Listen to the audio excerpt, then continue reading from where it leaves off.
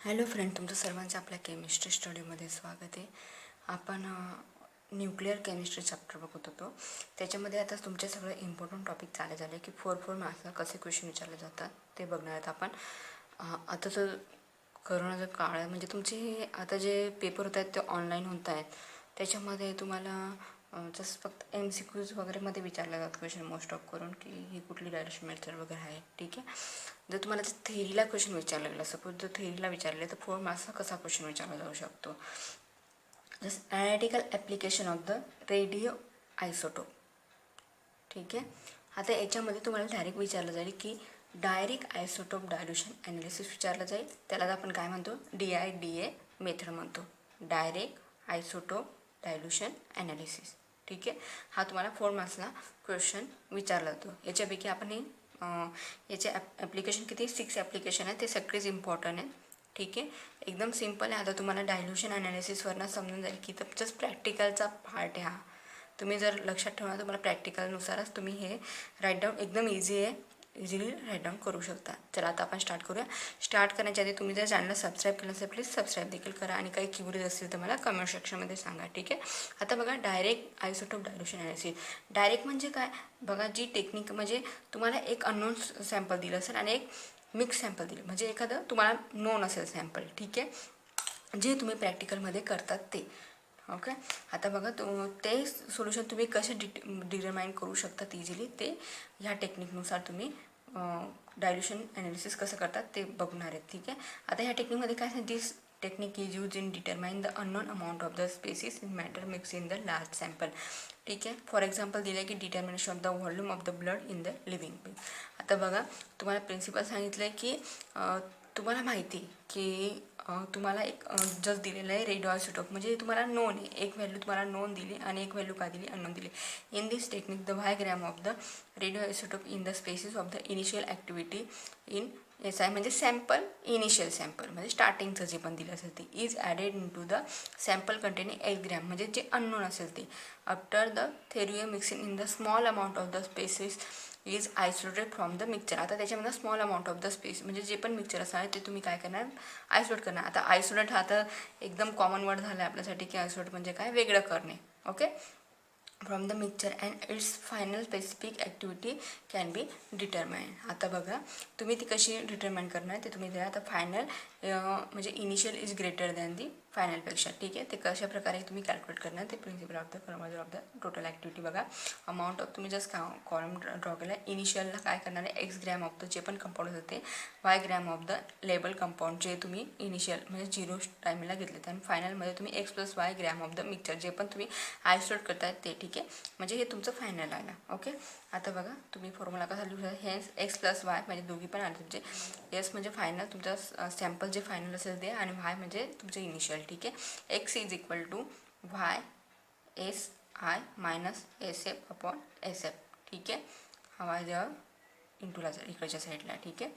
आणि बाकीचं फक्त एवढंच आहे. आणि जस्ट तुम्ही एक्झाम्पल देऊन पण तुम्ही ते सॉल्व करू शकतात की ॲप्लिकेशनमध्ये तुम्ही, म्हणजे तुम्ही हेही राईट डाऊन केलं तरी इट्स ओके, ते त्याबद्दल काय वाद नाही. आणि तुम्ही जस्ट एक्झाम्पल द्यायची हे झालं तर तुम्ही एक्झाम्पल द्यायचं. The trace amount of the potassium impurity in the filament. आता काय सांगितलं की आपण हे सगळे बघितलं रेडिओ आयसोटोपमध्ये ट्रेस अमाऊंट म्हणजे काय, लेवल अमाऊंट, बरोबर ना.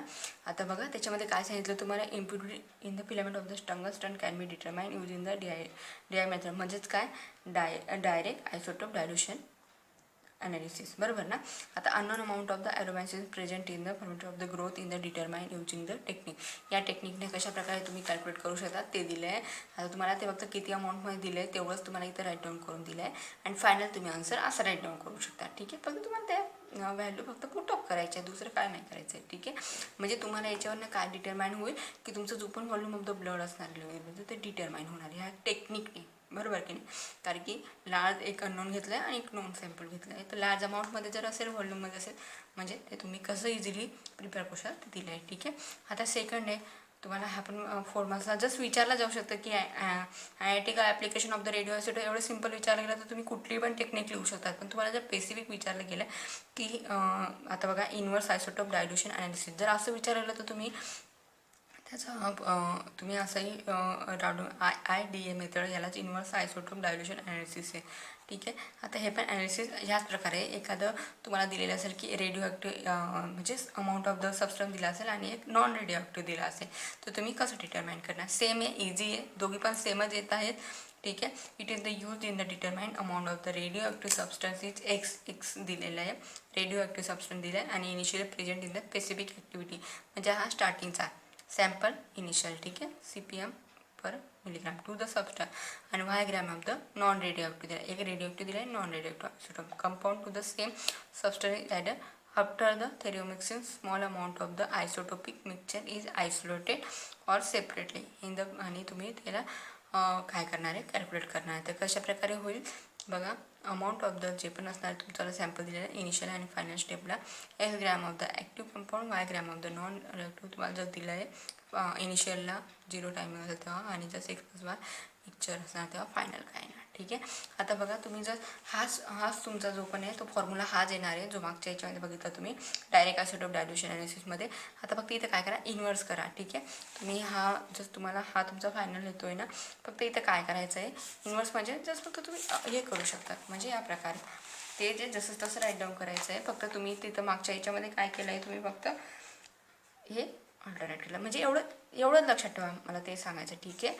हे द एक्स वाय जे पण दिलं आहे एक्स इंटू आणि X equal to Y equal to S M तुम्ही फाईंड करू शकता. ठीक आहे. ह्या 3-4 प्रकारच्या टेक्निक आहेत. ओके.